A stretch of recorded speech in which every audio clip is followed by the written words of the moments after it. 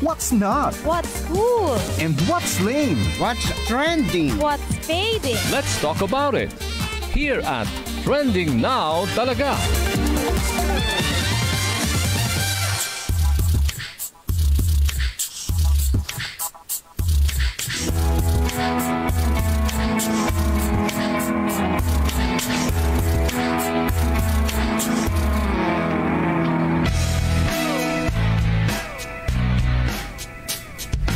Well, trending now talaga ang posts ng mga pictures at videos ng mga kabataan, kababaihan at mga elderly na Israeli na nasugatan at nakidnap ng terrorist group na Hamas. According to an article from Agence France-Presse, the thousands of young Israelis had spent the night dancing at an outdoor rave, many clad in tie-dye t-shirts and crop tops, but the morning brought with it a massacre. Just after dawn of October 7th, Saturday, hundreds of Palestinian militants from the Hamas group bulldozed their way through the barricades between Gaza and Israel, drove into scores of Israeli towns and along the border and sped through the farmland where the rave was reaching its sunrise climax. The militants gunned down more than 100 ravers and kidnapped others as they sprinted through the open fields. Ito po ay ayon sa dalawang senior Israeli officials. The terrifying attack was just one of the multiple locations hit on Saturday morning by the most coordinated assault inside Israel ever carried by militants. So nung time na yon, at least 260 bodies were found at the festival site, and video verified by the New York Times showed militants driving off on a motorcycle with an Israeli woman squeezed between them, screaming as her boyfriend was marched off and on foot, his arm wrenched behind his back. And many of those who survived did so by hiding in nearby bushes, some of them for hours. And so began one of the bloodiest weekends in Israeli and Palestinian history, the full details of which started to emerge nung Sunday as survivors recounted the most complex and brazen attack on their nation since the 1973 Arab-Israeli War. About 700 Israelis were killed and at least 150 taken hostage by Palestinian militants, according to a preliminary assessment shared by a senior Israeli military official. So latest count po, ay 1,200 and kanina nga lamang umabot na daw sa 1,500.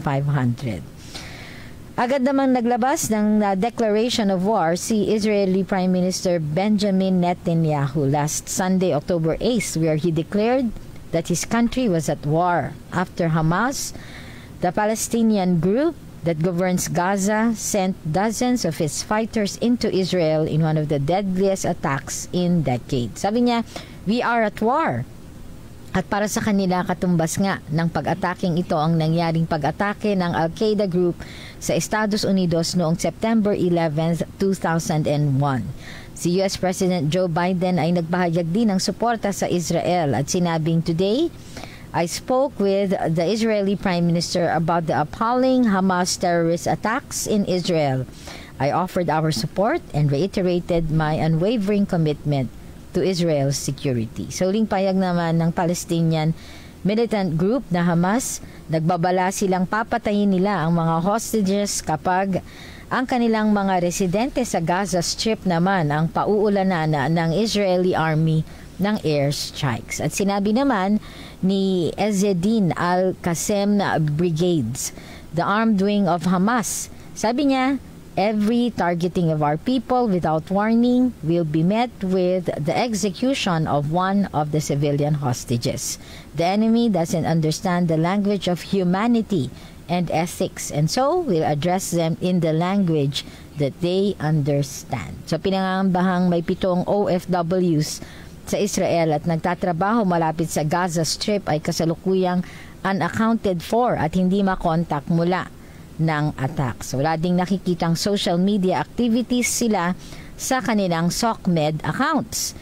Hay nako ka TNT, sa mga panahon ngayon tila wala nang ang pinakamainam na gawin kung hindi ang manalangin. Pag-uusapan natin ngayong tanghali, the Israeli-Gaza conflict, how ought we to pray? And narito na po ang ating ano na siya ngayon, geopolitical expert, si Pastor Eric Cortez. Hi, Pas!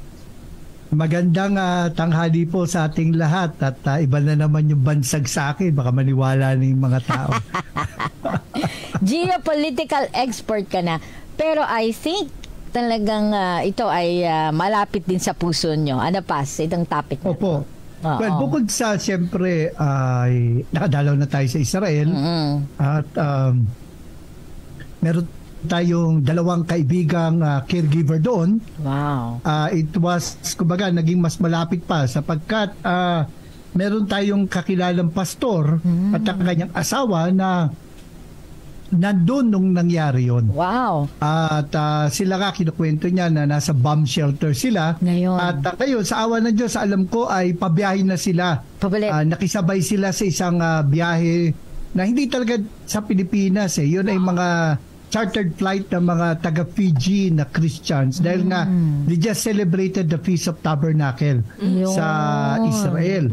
Nandun sila for that. And dahil nga sa pangyari ito, nagkaroon nga ng gulo, they had to evacuate na. So, awa ng Diyos, sana, kasi na-cancel yung flight nila sana itong flight na to ay matuloy na para malis na sila sa gitna ng panganib. Okay. So, tanong ni Kuya Daniel. So, day 2 of the ongoing conflict sa Gaza, Israel. And ano ba ang background nito? Ito nga ba ay isang teroristang pag-atake? Well, of course, itong pagsugod na to ay matatawag nating acts of terrorism. Kaya nga sabi ko, pray for Jerusalem, no to terrorism. Subalit, katulad ng piniliwanag ko kahapon sa oras na Pilipinas, sa 7:02 DZS, ang ating pong sister station dito sa Metro Manila, ay that doesn't mean that our support for our prayer for Jerusalem ay nakakahulugan that we support and agree with everything and anything na ginagawa at gagawin ng Israel sa kanilang mga kaaway. Kasi sabi nga ni Bishop Ruben Abante kanina,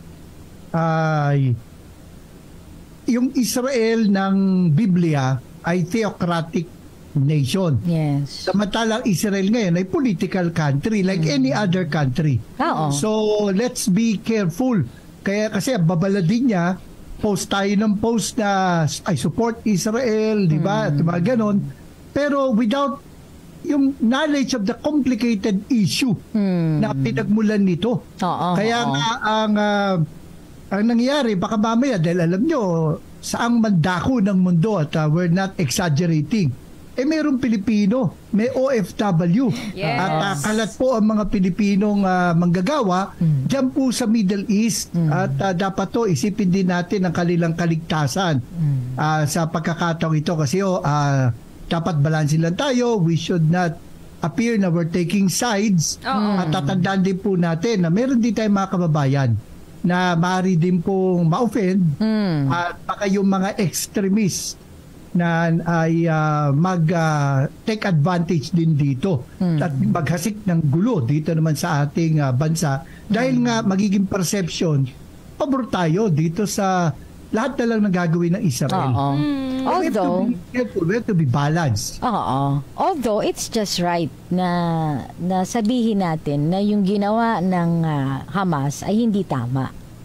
Totoo naman yon. At Yes. kaya ngayon nga lang chicken and egg kasi syempre alam naman natin hindi naman papayag ang Israel na ganun-ganun na lang. Yun na nga. So katulad yan, kanina pinapanood ko yung news report, yung analysis at lumalabas na talagang babanatan nilang Gaza. Nag-warning na nga si Netanyahu na yung mga civilians ay umalis na. Para hindi sila madamay dito kasi ang Gaza na Palestinian territory, nandun yung base ng mga Hamas. So, sabi nila, umalis na kayo dyan para di kayo madamay. Pero saan sila pupunta? Oo Saan nga. sila pupunta? Tama. So, ang mangyayari ngayon, baka mamaya, ma-interpret pa ito. At ito para na sa mga geopolitical expert katulad ni Professor Richard Talento, no? Oo nga, mamaya sana pala gamitin ng Israel ito na pagkakataon na palawakin yung kanilang teritoryo. Na kumbaga, nagbigay na nga ng sabi na natin compromise ang UN na ito sa inyo, ito sa kanila para magkaroon na ng katahimikan. Pero parehong panig, ayaw magbigay ng teritoryo. So, kaya hindi matigil-tigil yung gulo dito sa Israel. Okay. Actually, ang mga talungin mo ang mga Muslim, mga Muslim countries or Arab countries, hindi nila kinikilala ang Israel as a nation. In fact, ang tawag nila dito, Palestine. At alam ba ninyo na kapag ikaw nag-tour ka sa Israel, yung passport mo, sinasabi nila, wag mong patatakan ng mismong passport mo na nakalagay na pumasok ka sa Israel. At meron sila special paper. Alam ng immigration ng Israel yun, na i-stapler nila sa iyong passport at doon nila itatatak yung immigration stamp. Kasi kapag nakita na yung passport mo ay may tatak, hindi ka makakapasok sa mga Arab countries. Grabe. Kasi ganun nga katindi yung kanilang hidwaan. Okay, siguro, ang tanong ni Kuya Daniel, sino nga po ba talaga ang nagsimula ng gulo? ang tagal na kasi nung gulo, no? Pas. Ay, matagal na. Panahon pa ni Abraham to Actually, may paper yung aking best friend na sumalangit na. Na ang title ay tungkol sa Hagar, Ishmael trauma. Hagar Ishmael trauma. At in-explain niya ganito Kaya matindi, malalim ang hidwaan ng mga Hudyo at mga Arabo. Kasi ang nangyari, you have to remember, nung gumawa ng solusyon si Sarah dahil nangako ang Diyos, bibigyan sila anak. Kaya lang matanda na siya, lipas na. Sabi nga dahil menopause na, bukod sa matanda pa siya. So ang sabi niya, tulungan natin ang Diyos. Kaya dyan mo makikita, no, minsan, when you cut corners, lalong lumalala ang problema. So binigay niya yung kanyang alipin na si Hagar para at yun ay kalakaran ng panahon na yun. Pero sa paningin ng Diyos, hindi yun ang kanyang pamamaraan ng pagtupad ng kanyang pangako. At nabuntis na nga si Hagar, nagkaanak nga si Ishmael, at nung buntis pa lang, pinalayas na ni Sarah dahil napansin niya na iba na yung nagiging trato sa kanya ni Hagar. Katapos, pinabalik lang ng Panginoon. And then, napanganak na nga si Ishmael. And then, nabuntis itong si Sarah na ipanganak si Isaac. So ngayon, yung binubuli nitong si Ishmael, si Isaac, nagalit ngayon si Sarah, pinalayas na yung mag-ina. At isipin ninyo to, ang pinaka-thesis ng paper ng kaibigan ko ay yung hindi katakataka kung ikukwento ito ni Hagar kay Ishmael at ikukwento ni Ishmael sa kanyang mga susunod na angkan at napasa-pasa na. So, Kaya kahit na yung kasalukuyang henerasyon ng mga Arabo, baka hindi na nila maalala yun. Pero yung galit sa Israel, ingrained na sa kanilang psyche. Grabe, no? So, yun yung sisabi niyang Hagar-Ishmael trauma. No? Napasang, kumbaga, generational hatred. At mabigat nga itong nangyari ito dahil tayo ng mga nag-observe from outside, hindi lang naman tayo nanonood, kundi maapektuhan din tayo. Diba? Sabi ko nga ang problema natin, akala natin, ang layo-layo ng Ukraine at hindi tayo maapektuhan nito. Pero nung gera doon, pati tinapay, tumaas ang bilihin natin. Pati tinapay, tumaas ang presyo kasi yung palang karamihan ng supply natin ng trigo galing doon. Kung ito mag-escalate at prayer natin, huwag. Pag ito nag-escalate, siyempre yung ating supply ng langis ay maapektuhan din. So, magkakawing-kawing na to. Mababa na sana, no? May kinalaman tayo dito, apektado din po tayo nito. At saka, Pastor, kung uuwi yung mga kababayan natin na Pilipino, syempre, maapektuhan yung remittances nila, di ba? Na siyang isa sa pinanggagalingan ng suporta ng ating ekonomiya. Kaya, kailangan talaga nating manalangin. Di ba? Manalangin para dito sa sitwasyon na ito. Sabi ni Ancha, babanggit nga po sila sa New Testament, no? Si Ishmael at Isaac, Old Testament. Well, nabanggit sa Galatians yan. Sa Galatians. Si Sarah at saka si Hagar. Nabanggit yan. Opo. Pero ang talagang child of promise as far as the New Testament is concerned was Isaac, not Ishmael. Although, nung pinalayas ni Sarah, itong si Hagar saka si Ishmael, tinulungan din ng Panginoon na sinabi nga na pagpapalain din.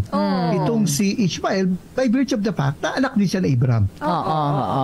Ito po, sabi ni Kuya Daniel, sabi, tama si Bishop, dapat hayaan na magkaroon ng sariling nation ng Israel, wag nang guluhin. Kaya daw, ang sympathy ng mga tao ay actually nasa Israel. We have to understand na kaya rin naman bias sa mga tao sa Israel dahil lalo na doon sa pananampalatayang Kristiyano. Naintindihan naman natin yun. Subalit, again, we have to remember na kumbaga, pag pinag-aralan natin sa Bible sa ngayon, sa ating dispensation, kumbaga, walang Jew or Greek. Diba? Sabi nga sa Galatians. And so, pansamantala, na isang tabi ang Israel. Kaya rin madalas ko palalahanan yung church namin na huwag kayong masyadong enamored kapag hindi porke Hudyo yung speaker, sasabihin niya anointed at hindi na magkakamali sa tinuturo yan. Dapat suriin din natin yung mga tinuturo niya kung yan ba'y ayon sa Biblia. Kasi minsan porke Hudyo, parang yun na yung sapat na yung credential na yun. At saka nagbabala rin ako nung Sunday sa church. Sabi ko, yes, we pray for peace in Jerusalem, pero paalala rin ako sa kanila na huwag basta share ng mga videos. Kasi minsan fake news na like katulad nung dito, yung nakaraan sa Taal. May nag-share ng pagsabog ng Taal, pero lumalabas, may iba naman kagad nag-share. Trigger happy ba mag-share? Pag tiningnan mo, yun yung nung 2020. Nung ngayon, marami magsasamantala na hindi ko maintindihan ang takbo ng isip ng mga nagkakalat ng fake news. Marami magsasamantala rin ng mga mahilig sa fake news na magpo-provoke na kung ano-anong kakalat ngayon. Kaya dapat lang tayo, sober lang. Balanse lang mga kapatid. Ito pa, Psalm 122 verse 6. So parang ang nangyayari kasi, parang blanket na prayer siya, no? Sabi, may all those within its walls have security. May shalom or peace and well-being be known on every street corner. And Lord, so in other words, Ito ba, applicable pa rin ngayon? Itong Psalm 122. Kasi Naniniwala naman ako. Dapat manalangin talaga tayo sa kapayapaan ng Jerusalem. Hanggang ngayon naman. Pero higit sa lahat, ang panalangin natin ay ang kaligtasan. Sapagkat kailangan na sila'y makakilala din sa Panginoon bilang ating tagapagligtas. Pag tinignan niyo sa Romans, di ba? From chapter 1 to chapter, sabi natin, chapter 8, ay tinalakay ni Pablo tungkol sa kaligtasan. Yes. Actually, sin, salvation, at spirit, kung you will be more technical about it. So balik pagdating sa chapter 9, chapter 10, chapter 11, di ba? Ay tinalakay ni Pablo tungkol sa Israel. Kasi ang tanong kasi na naiisip, na nakikita na ni Pablo na itatanong ng kanyang tagabasa, parang ang inisip nila, kung yung Israel nga itinakwil na ng Panginoon paano na tayo na mga hindi pa mga kasama sa kanyang mga pinili? Yung pangako niyang kaligtasan, baka ang Diyos ay bigay bawi. Kaya ang ginawa ni Pablo, pinakita niya na yung chapter 9 ang nakaraan ng Israel, chapter 10 ang kasalukuyan ng Israel, at chapter 11 ang kinabukasan ng Israel. Para ipakita ng Diyos ay kung naging tapat siya sa pangako sa Israel, magiging tapat din siya sa pangako sa ating kaligtasan. Kaya nga ang title ng series ko dyan sa church dati ay Neither Permanent, Neither Final nor Fatal. Kasi darating din ang araw, ang Panginoon ay magkakaroon ng matinding revival sa Israel at kikilalanin na nila ang Panginoon bilang ang Mesaya. So nandun naman po yun sa Biblia. Pero sa kasalukuyan po, we have to keep in mind that the Israel we now see is a political country. It is not at tandaan nyo, ang Pilipinas po, isa po sa mga pumirma na sabi nga na nag-recognize na ang Israel po ay isang bansa. Kaya nga tayo mga Pilipino ay visa-free. Yes, sa Israel. At nung panahon naman ng Manuel L. Quezon, ay nagkanlong tayo ng mga Hudyo na tumatakas noon mula sa kalupitan ni Hitler. Kaya rin close ang relationship ng Pilipinas sa Israel. But having said that, that doesn't mean that we agree with everything that they would do, lalo na if they will commit atrocities na. Kasi yung nga rin ang pinagsasabihan din sila ng UN, kasi talagang ayaw din nilang magsisid ng territory. Baga, ito na nga yung solusyon na binibigay ng UN, pero ayaw din nila. They would not allow for an inch of territory. Talagang it's all or nothing, pareho ang magkabilang panig. At saka, mas marami ng mga Israelis sa Gaza. Actually, nakakatawang isipin, nakakatawang nakakalungkot.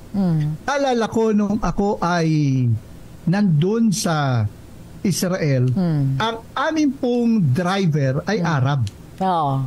At ang aming tour guide ay Israeli. Jewish. At alam niyo, pag dumating ka sa isang pit stop, pagkakain na, kasi may special na pagkain. Para katulad din sa ating pagbubiyahe, di ba? Yung mga driver at conductor, meron silang talaga naka-ready ng pagkain doon, kahit na yung mga pasahero ay hindi naman bibili doon sa pit stop, di ba? Ngayon dito, makita may reserve na pagkain. Makasama sila kumakain. So nilapitan ko ngayon yung aming tour guide at yung driver. Sabi ko, you know, your countries are at war. So how come you two get along together? Oo nga. Sabi nila, politika nila yun, hindi na kami sakop nun. Galing. Kung iisipin natin, yung mga Arabs, yung mga Hudyo, yung magiging mga Palestino, marami dyan, peace-loving. Na naiipit sa gitna na pag-aaway ng kanilang mga pamahalaan. Everything we have to pray for them. Ito Paz, yung ilang reports, sinasabi daw, I think this is from the Wall Street Journal, na yung Iran possibly might be behind these attacks. Kasi yung Hamas mismo, kung titingnan mo, yung military strengths at yung kanilang mga activities before, wala silang ganung capabilities kasi antindi, no? Yung paragliders, mga attackers pala. So, Well, may mga sources ang Wall Street Journal at sinabi nga nila oo. na ayon sa kanilang source, Yeah. ayon sa kanilang bubwit Di umano, na di umano Iran is behind officers it. from Iran's Islamic Revolutionary Yeah. Guard Corps collaborated closely with Hamas to strategize and coordinate air, land, and sea incursion into Israeli territory. Ang malungkot lang na hindi pa na-detect ito. Ang Israel ang mayroong pinaka-sophisticated na intelligence Ayun na nga gathering. daw. Diba? Kumbaga, katulad ng Yom Kippur noong 1973. Yom Kippur War. By the way, nung nabasa ko na may nangyaring ang ganitong gulo sa Israel, naalala ko, yung pastor na kaibigan ko nagpunta sa Israel dahil nga sa celebration ng feast. Sinik ko kaagad sa history Oo. almost to a day, no? Kasi siyempre may time zone difference yan. Pero yung Yom Kippur War was 50 years ago. Oo. October din. Oo. And So, Hamas sabi ko, din ang may nagana, kinalaman no? yan. Mm-mm. May kinalaman. May Although noong time na yun, kinalaman. Egyptian, Assyrian, Syrian ang magkasama noon laban sa Israel. Oo. So, 3 weeks na inabot yun. oo. Ang question ko, why Iran? Ano ang take ng Iran dito? Well, sa aking pagkakaalam, with due respect sa mga naging schoolmate kong Iraqi at Iranian sa aming university, sa FEU. Kasi Oo. nung ako'y nasa college, yun yung panahon na maraming mga Iraqi at mga Iranian na nag-aaral sa atin. Oo. At kasi nga talaga yung mga Iranian talaga, yung government ng Iran, we have to, may mga Iranians na peace-loving, ay talagang galit sila dun sa Israel. Okay. At actually, naalala ko, nagpag-debate pa ako, share ako ng gospel, yung isang Iranian nagtalo pa kami tungkol dyan. Tapos, nabagit ko in passing na ang mga Hudyo nga, pinatay naman si Jesus Christ. Oo. Sa may pag-uusap, hinamayan ako ng Iranian, tuntua. Good you know that. So, talagang matindi, malalim nga again. This could possibly be the Hagar-Ishmael trauma. Oh. No, may epekto yan. So, talaga naman gusto silang burahin sa lupa ng Iranian government. Yun ang ating pagkakaalam. Kaya. At ito namang report ng involvement ng Iran, yan ay ayon po sa Wall Street Journal. Oo. At kung sakali man totoo, parang hindi na din tayo mabibigla, ano? Opo, kasi kahit ang Amerika, galit din sila sa Amerika eh. Oo. Okay. Si Ange, Mel, may tanong. Ganda yung question niya actually. Okay. Alin dito? Ano to?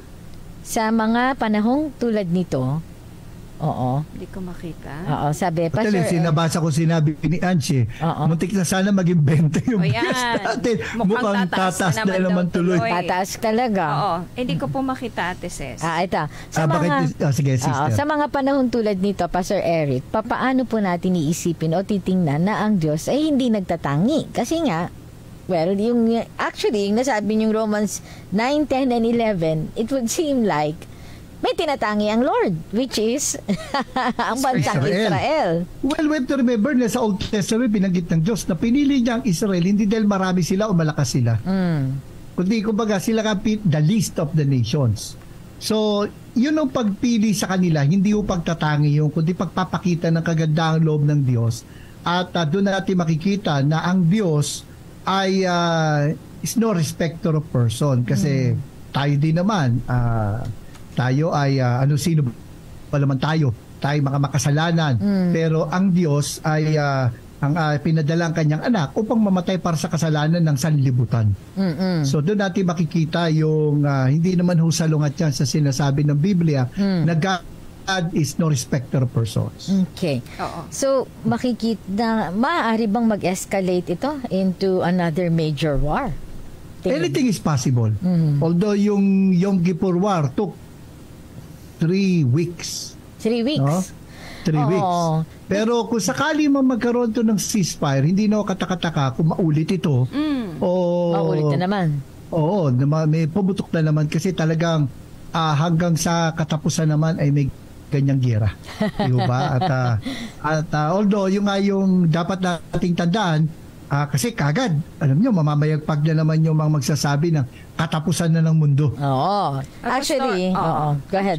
Actually Sige. po, isa yan sa mga gusto ko ding itanong sa inyo, Pastor Eric.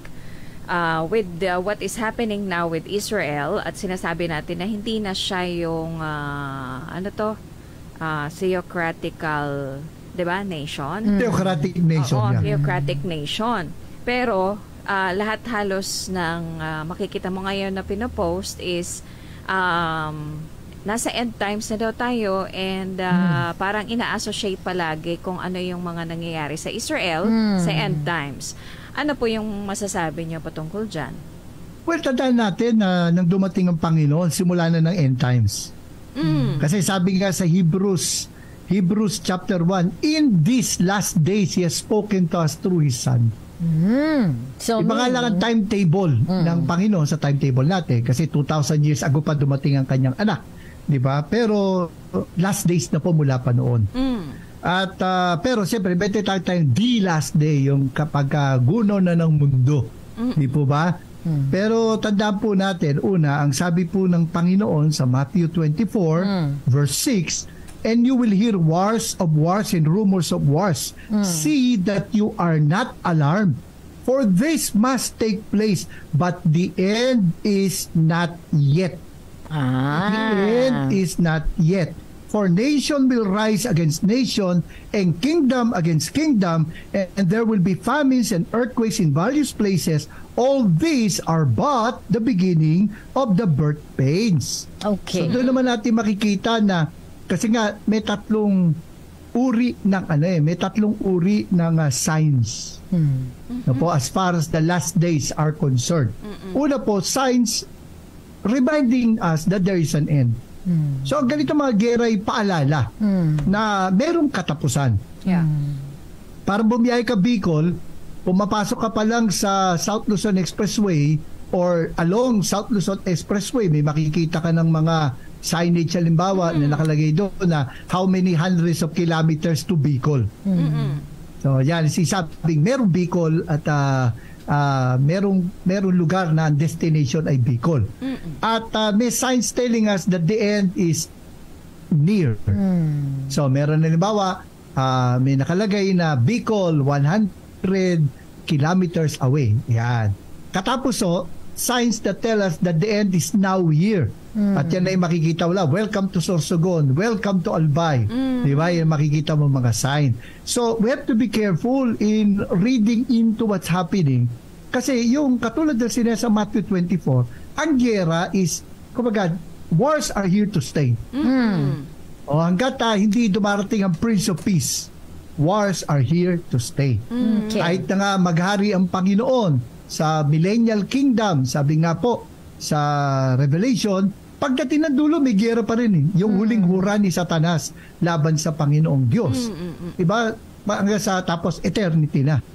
Yun ay from a pre-millennialist point of view. No? So yun yung ating tatandaan. Huwag kagad mag-ingat tayo sa titang na newspaper theology. No, na you're trying to tie current events with the last days kagad or Bible prophecies. Kasi noong pa ganyan na yan Yung marami ng mga grupong nagkamali na yung World War I ay Armageddon at iba pa na si Hitler, Antichrist. Alam nyo, dapat madala na tayo Kasi kung di ka man nagde-date setting, meron din titawag na date trending. Pwede rin. At mali din po yun. Kasi may mga specific na signs na binabanggit ng katapusan na talagang ito na nga. Pero may mga signs na general that applies to every generation. Kaya we have to be very, very careful. Actually, God willing, makapag-record kami ni Tito Erwin para sa Friday, no? Oo, patungkol dito. At ang pag-usapan namin, how to interpret Bible prophecies. Kasi nga kailangan mag-ingat tayo. Kasi I remember, Tita Cecil, Tita Mel, nung panahon na ako'y college pa lang, meron na ako nabasang comics tungkol sa Revelation. At doon sa Revelation, mababasa natin, di ba, na binuksan ng bottomless pit. At kumawala doon yung mga balang na grabe talaga yung description. No? pag binaral mo mabuti yun, yung mga pinakawalan na yun, mga evil spirits. Pero doon sa comics na yun, na nabasa ko, abay, ang paliwanag ito raw yung Apache helicopter. So doon makikita mo, yun yung mga sensationalistic na pag-interpret sa Bible na dapat nating iwasan. At kasi maraming naniwala doon. Yun ang nakakalungkot. Naniwala doon. Oo, yun ang malungkot yung ganung mga di ba nga, yung mga sinasabi, pati si Barack Obama, sinabi ng Antichrist. Actually, yung mga yan computation mag-ingat po kayo, no? Kasi napaka-arbitrary Alam ba ninyo, although masyado ng technical, if I explain ito dito, pero alam ba ninyo na kung susundin mo yung ganung paraan ng pag-interpret nila, pag-compute nila, lalabas na si Barney. Barney. Si I Barney. love you, you The love me. purple. Lalabas na Antichrist. The purple dinosaur. The Katawan, cute purple dinosaur. Yun yung mangyayari. Kaya nga kaingat to tayo sa ganyan, mga kapatid, because always remember, more than a program or a timetable, a timeline, the Bible is talking about a person. Ganda. The second coming of the Lord, ang focus natin, yung the Lord who is coming. Pas ito, Yun yung ating dapat maging focus sa pag-aaral ng Bible prophecies. Susugan ko lang yung tanong ni Ange about saan ba ito sa Book of Daniel. Meron daw nagsabi sa kanya. No, because yung, well, it's about Israel being attacked, di ba? And then, yung cross-reference niya ay Ezekiel 38, 1 to 13, ano?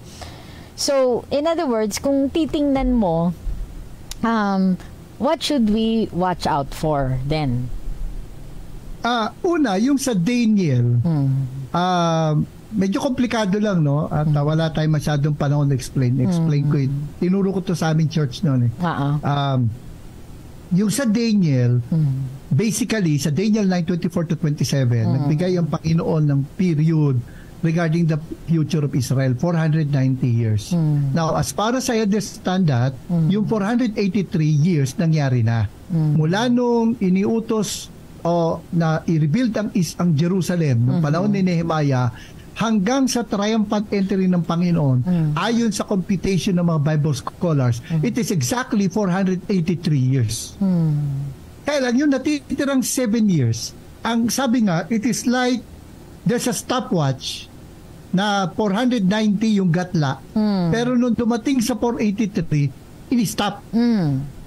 And since then, wala pa yung 7 years na latak pa nung kumbaga, yung natitirang 7 years o yung titawag na the 70th year of Daniel. Ngayon, sa mga katulad ko na pre-millennialist o nagsasabi na may literal millennial kingdom and Lord in the future, ang sinasabi ay yung 7 years na yun yung panahon na tinatawag sa Bible na dakilang kapigatian o yun na yung paglabas na ng Antikristo na hindi pa ho nangyayari as far as the premillennial view is concerned.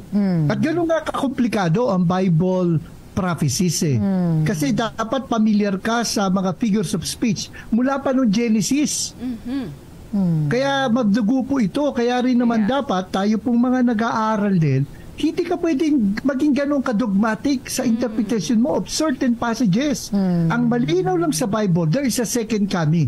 As to the timeline, it is still open for debates and discussion.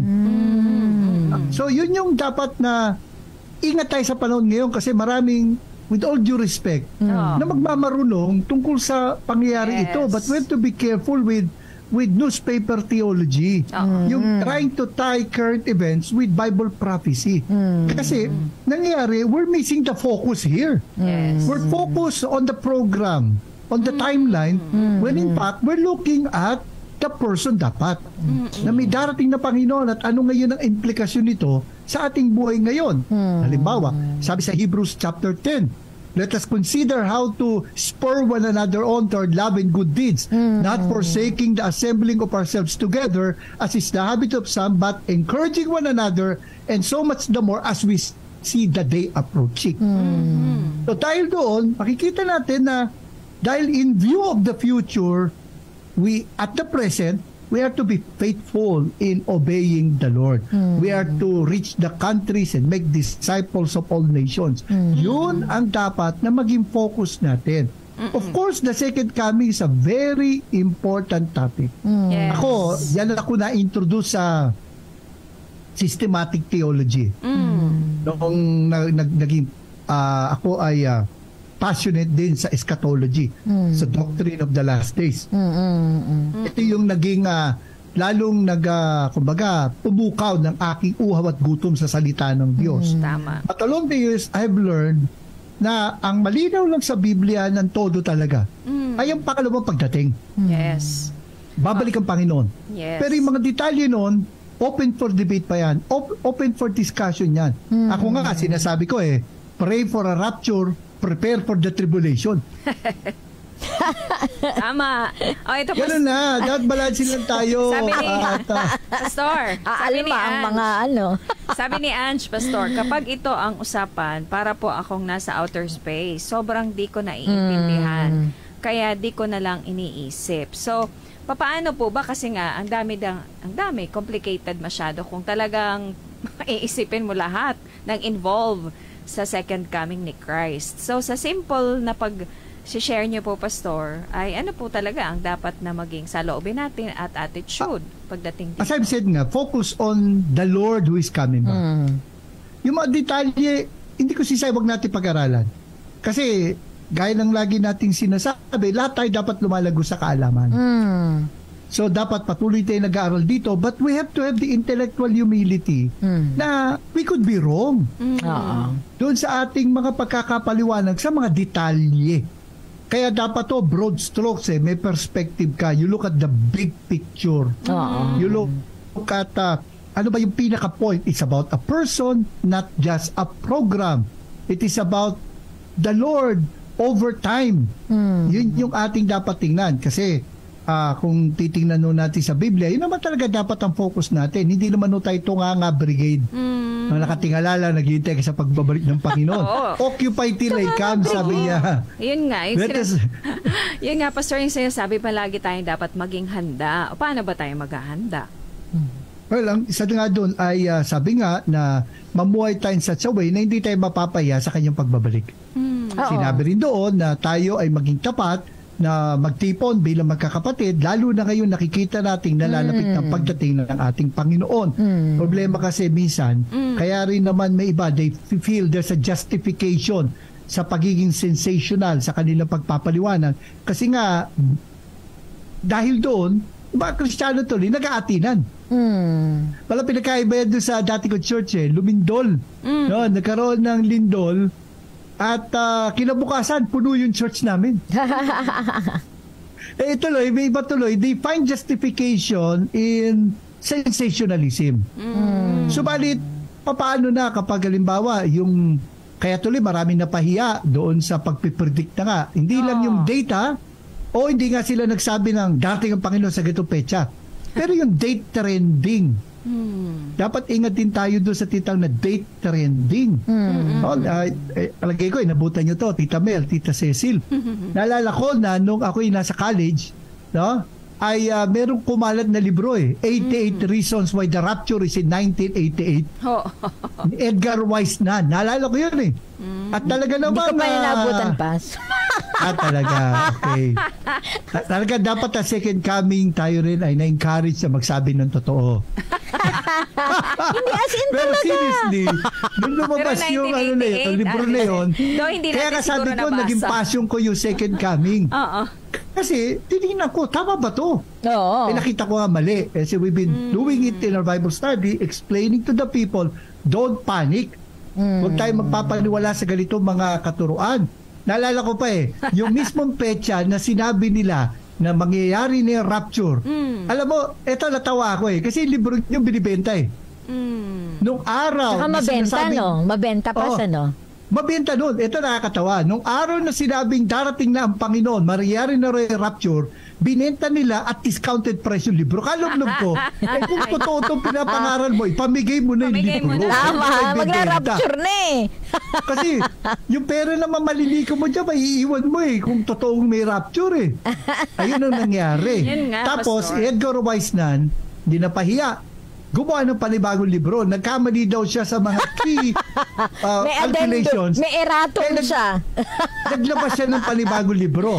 89 Reasons Why the Rapture is in 1989. Kaya madala na tayo dyan. Marami ng ganyan. Naalala ninyo yung isang Koreanong propeta raw? Naalala ko pa kung nasan yung headquarters nila sa Quezon Avenue na alala ko pa yung pangalan, si Bang Ik-ha, na sinasabi niya na yung mangyari daw yung rapture.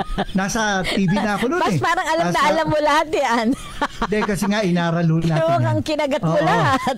Hindi ko kinagat yan. Nung ako'y nasa media, lumabas yan At nung araw nga na sinabi nila darating ang Panginoon, nag-alala na yung mga authorities natin dahil baka mamaya, dahil pag hindi natupad, baka mag-mass suicide.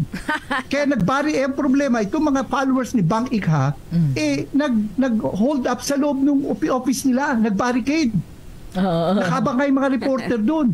Alas 12 na. Hindi pa nangyayari yung rapture. Alas 12 na ng hating gabi. Alam niyo, sinabi daw ng elder talaga nila, baka na-traffic lang si Lord. At later on, talagang lumampas na yung deadline. Eto, nung lumampas na yung deadline, ilang oras na, hindi pa nangyari yung pinapangaral nilang magaganap na rapture. Lumuhod na yung kanilang leader, tumingi na ng tawad. Pero naalala ko, may interview pa Dahil daw sa nagsisi ang mga tao, katulad daw nung kay Jonah, na nung nagsisi ang mga tao, hindi na natuloy yung pag-uuko. Paano palang palusot? Katawa. Kaya alam mo ninyo, sa halip na aminin nilang nakamali sila ng pag-i-interpret ng Biblia. Huwag na nating uulitin yung kanyang pagkakamali. Tama naman. Dapat talaga, aralin natin mabuti ang Biblia. So, as Christians din, ano dapat yung response natin sa lahat ng mga nangyayaring ito sa Israel at sa Gaza? Una, pray for peace. Okay. So, Siyempre, nararapat alam naman lang na natin, ipanalangin apektado yun. tayo dyan Apektado for rin peace. tayo dyan. May mga kababayan tayo, di ba? May balita nga na merong OFW na kasama sa mga binihag. Ipag-pray natin ang kapayapaan ng kanilang pamilya, ipag-pray natin ang ligtas na pagpapakawala sa kanila o pag-rescue sa kanila. Panalangin natin na Pero okay lang na at safe na mag-post ng pray for peace in Israel. dapat lang naman talaga. Okay. Pero balanse lang tayo, mga kapatid. Balanse lang tayo na hindi naman yung para bang kinakampihan na natin ang anumang side. Tsaka hindi natin sila pinagsasabong. Tama yun. Oo. Kasi Kristiyano tayo, ba't tayo magsasabong? So, natin sila Tama. pagsabungin. Kailangan din May na... totoong Kristo tayo. Oo. Dapat din, manalangin din. Totoo, manalangin tayo. Yun. Pero itong pagkakataon na to, bagamat I talked about sensationalism in Bible prophecy, this should also drive us back to the Word of God. Yun. And Ganda. makita natin na ang Panginoon, katulad ng palagi ko sinasabi sa ang katotohanan ng nagpapalaya, ang katotohanan ng nagpapalaya, katotohanan ay sinasagawa. Kasi the Bible was not given for mere information. The Bible was given for transformation. The Bible was not given to increase our knowledge. The Bible was given to change our lives, to draw us closer to the Lord. Yeah. So yun po yung kailangan sa panahon na to na lalo po tayong manalangin. Yes. Lalo po tayo mag-aral ng kanyang salita. At huwag tayong magturo sa isang kaparaanan bang magpapanik yung mga tao. God has not given us a spirit of fear, but a spirit of power, of love, of self-control. So kinakailangan sa panahon na to, malinaw ang pag-iisip natin. Matatag ang ating pananampalataya. Huwag tayong magpanik. Yes. No? At tayo'y manalangin na huwag ito mag-escalate.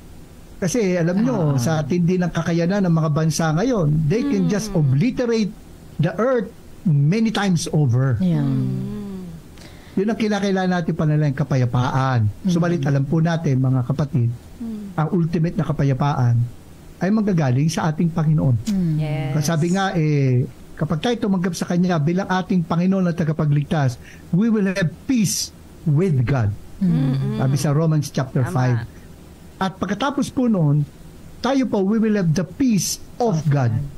Sabi nga po sa Philippians 4, be anxious for nothing, but in everything, by prayer and supplication with thanksgiving, let your requests be made known to God, and the peace of God, which passes all understanding, will guard our hearts and our minds in Christ Jesus. Ganda. Amen.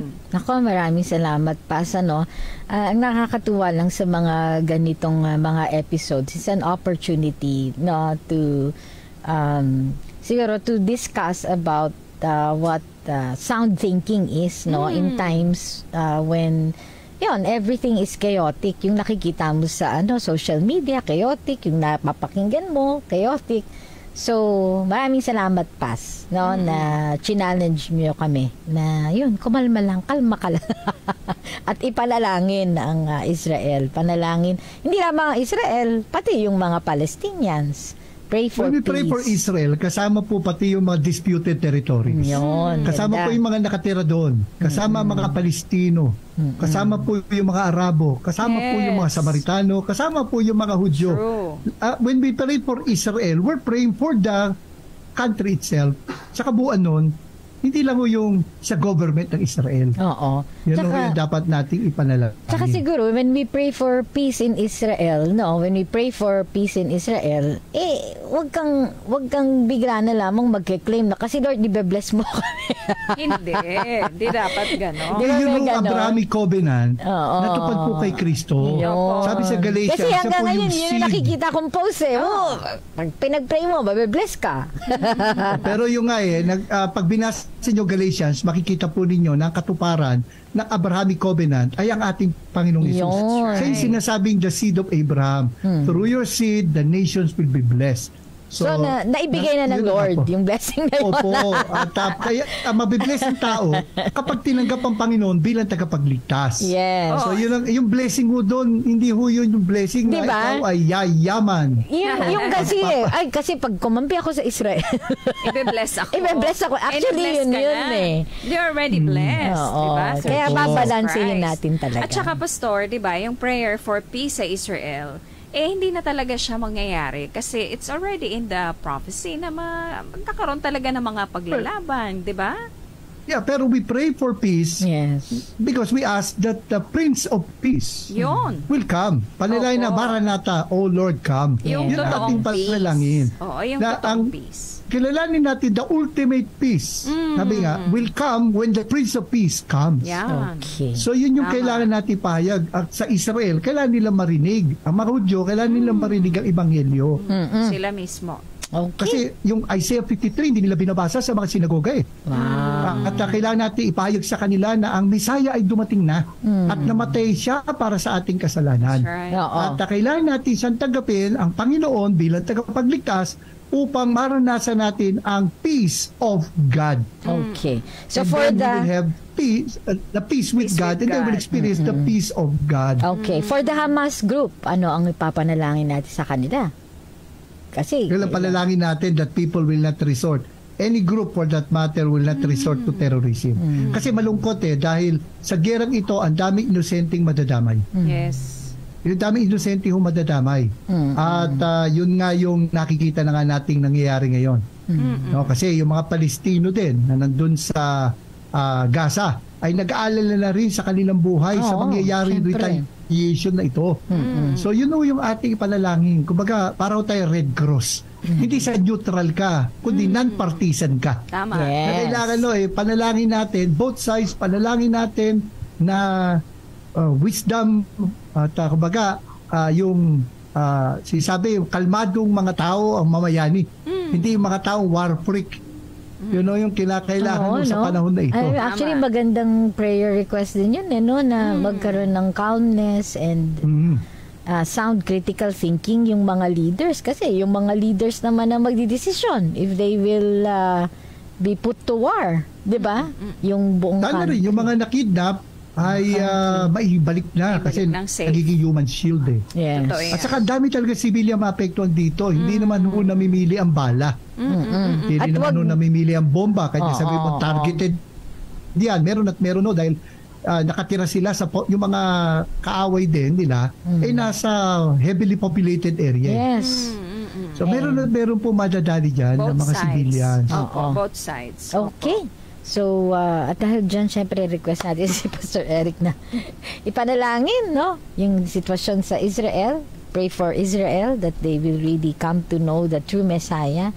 Yung Hamas groups and leaders nila na wag nang mag-resort to terrorist acts at makilala din nila ang ating Panginoon, no? Bilang Diyos ng buhay nila. So, tayo po ay manalangin. Let's pray. Tayo po ay manalangin. Panginoon, marami pong salamat sa pagkakataon na ito na maipahayag po kung ano ang sinasabi ng iyong salita. Huwag po nawa na kami po ay madala ng mga sensationalism at propaganda ng magkabilang panig, kundi kami po, Panginoon, bigyan niyo ng wisdom that we may be able to discern ano nga ba talaga ang iyong kalooban sa gitna ng lahat ng ito. We pray for peace for Israel. Sa lahat po ng mga involved dito, panalangin po namin ang mga tao pong hindi palaban, kundi mga tao po na peacemakers ang mamayani sa gitna ng kaguluhang ito. At nawa makakilala po sila patuloy po na ang Ebanghelyo ay maipahayag hindi lang sa dakong yung, kundi sa lahat po ng bahagi ng mundo para makilala po nila ang Prince of Peace. Kayo po, aming Panginoong Jesus. We pray, O Lord, na kami pong mga mananampalataya rin ay maging peacemakers. Namin pong makita ito na pagkakataon na ipahayag ang inyo pong mabuting balita ng kaligtasan. Hindi po kami mag-steer ng panic, kundi that we would be able to point people towards you. At makita namin na tunay nga, for unto us a child is born, unto us the Son is given, and His name shall be called Wonderful Counselor, Mighty God, Prince of Peace. Salamat po, Panginoon, sa pagkakataon ito. At we pray na ang mga tagapakinig po namin, ang aming napag-usapan ay nakatulong na makita namin ang kapayapaan ninyo magbabantay sa aming puso't isipan. Thank you for Care 104.3 D-Way FM and that you would continue, O Lord, to expand their borders so that ang mabuting balita po ninyo ay patuloy po namin mapalaganap. Sa inyo ang aming papuri at pagsamba sa pangalan ng aming Panginoong Hesus. Amen. And amen.